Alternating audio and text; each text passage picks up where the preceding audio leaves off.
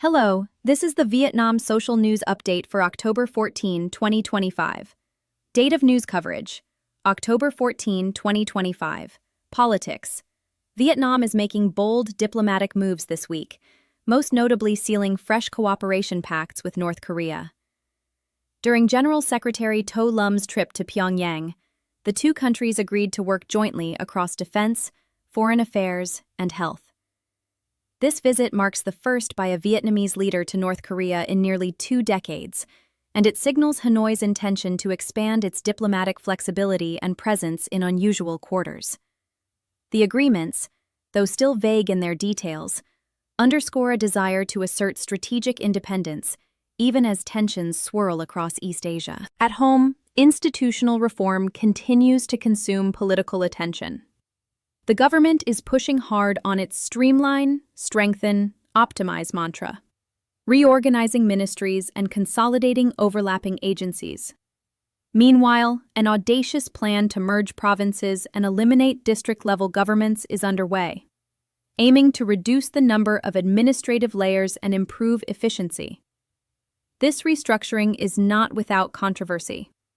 Many local voices worry about loss of local representation, capacity gaps, and uneven implementation across regions. These internal and external shifts reflect Vietnam's leadership striving to balance legitimacy, adaptability, and sovereignty. The North Korea outreach is a reminder that in today's multipolar world, Hanoi wants to keep options open. Yet the domestic agenda must keep pace. As the party seeks to deepen reforms, deliver public services, and manage public expectations, governance performance itself becomes a key pillar of legitimacy. Now let's move to the economy. Vietnam's third-quarter report delivered a striking message.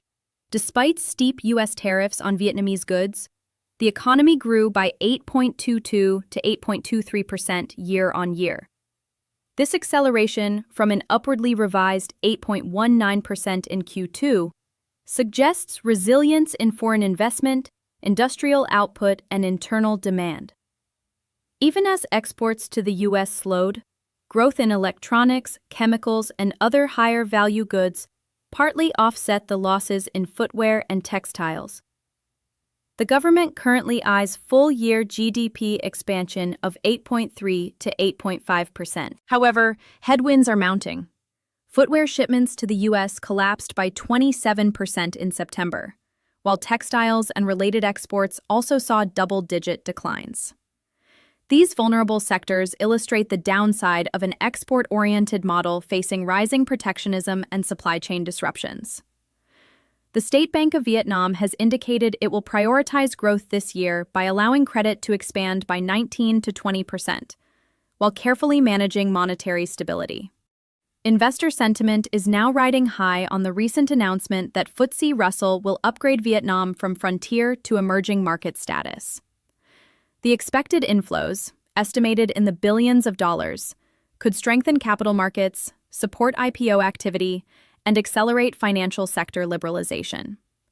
But to reap those benefits, Vietnam must back up rhetoric with regulatory reforms, improved financial transparency, and credible market access to foreign investors. Society and culture.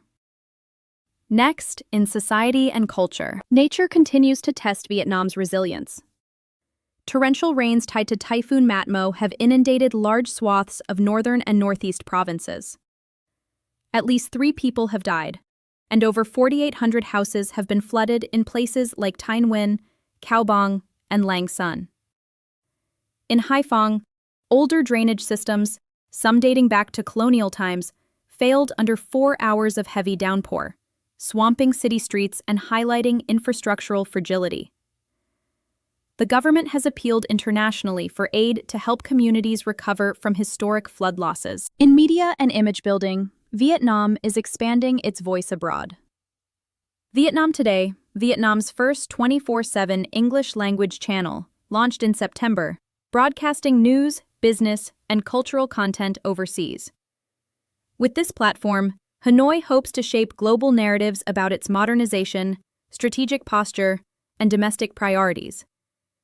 The project aligns with the state's broader ambition to reposition Vietnam not just as a production base, but as a participating actor in global discourse. In the consumer domain, a dramatic policy change stirred a gold rush.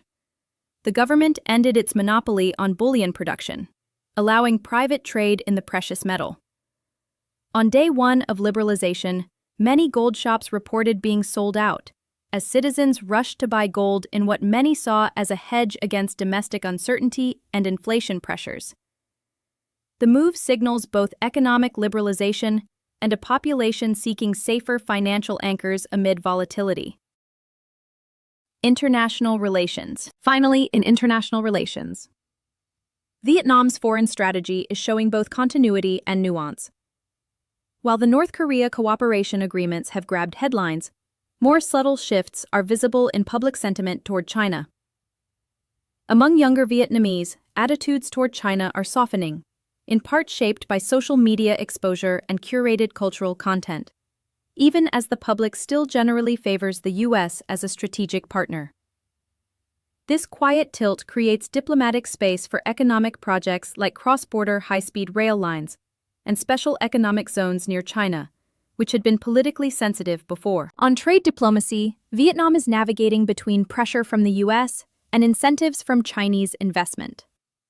The country continues pressing Washington to view trade disputes more objectively, even as U.S. tariffs bite deep into key export sectors.